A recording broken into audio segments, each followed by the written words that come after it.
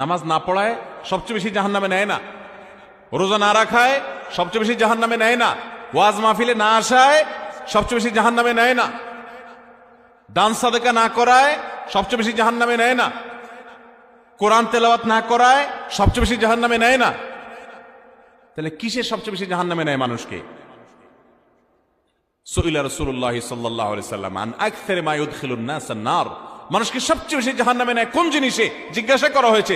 নবীজি বলেছেন দুই জিনিসে, আল ফামু ওয়াল ফারাজ, মানুষের জিহ্বা, মুখ এবং লজ্জাস্থান, এই দুইটা অঙ্গ মানুষকে সবচেয়ে বেশি জাহান্নামে নিয়ে যায়। সবচেয়ে বেশি জাহান্নামে নিবে এই দুইটা অঙ্গ। নামাজ পড়ে, দাঁড়িয়েও আছে, কিন্তু ফেসবুকে তলে তলে জেনা করে, চ্যাট করে, এটা তো জেনা।